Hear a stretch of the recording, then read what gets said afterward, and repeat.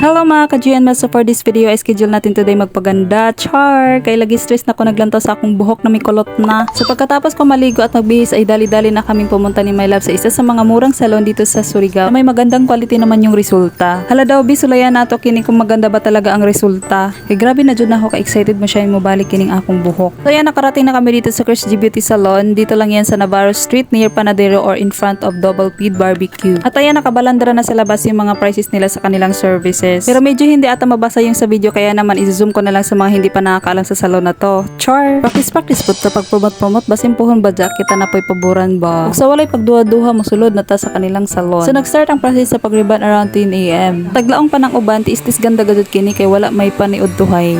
Buti na lang talaga nagpabili ako ng burger kay Melas bago siya umuwi kay nako, pasmudjud ang kalabasan ani ba. So ayan, 3 PM na pala ako natapos dito at ang pinagawa ko lang is yung ribbon with Brazilian treatment para naman maging straight and shining shimmering ulit yung buhok ko. Char!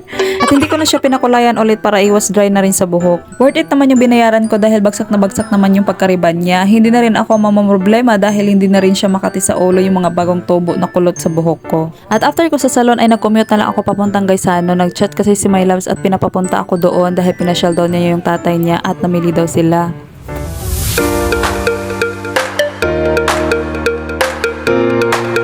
So ayan, sumakay na ako ng multi-cab at na-realize ko medyo mahangin pala sumakay dito. Ang ato buhok ba si magubo at naunsa na. Pero okay lang kahit anong hampas ng hangin yan ay hindi yan babalik sa pagkulot kasi rebonded. Charis. So next time ko na siya papakulayan ulit. Pagpapahingayin ko muna para hindi na siya masira kagaya dati dahil naging dry yung buhok ko kaya nung pinariban ay yung sunog.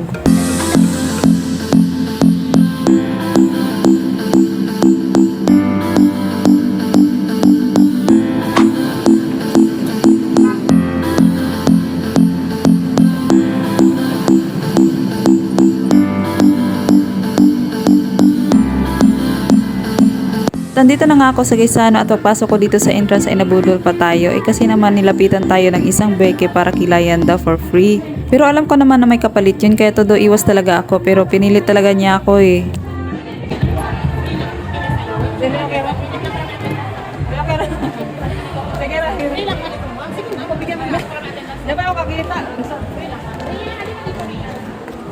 Balik ako.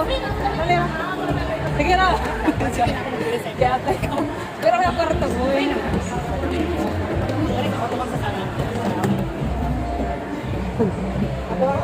And so ayan, wala na talaga ako magagawa kaya nagpakilay na lang din ako dito. Kinabahan pa talaga ako dito sa gina-offer nila na product baka hindi na magkasya yung natira kong dalang pera. Buti na lang talaga may gina-offer sila na product worth of 100 pesos lang. Kaya yun na lang binili ko na product para makaalis na. Iba din talaga yung mga strategies nila dito para lamang makabenta. So ayan, nandito na ako sa second floor at hinanap ko na sila My Loves. Andito lang pala sila.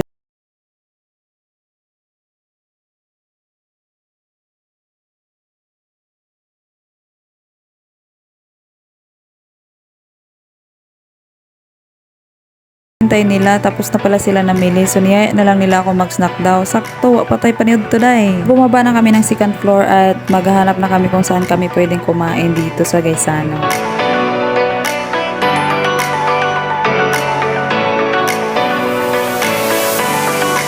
So naisipan ni My Love na dito na lang sa GM Shawarma dahil malapit lang at nang makauwi ka agad pagkatapos kumain. Kasi ang plano sana ay doon na sa City Mall kakain, naisipan niya na baka pagod na rin si tatay sa kakalakad kaya dito na lang kami sa malapit.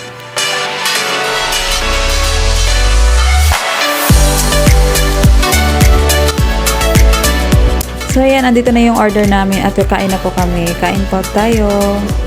Opak, ang taray ng kilay ni Inday. So maura to among video guys. Don't forget to like, share, and follow our FB page. Thank you!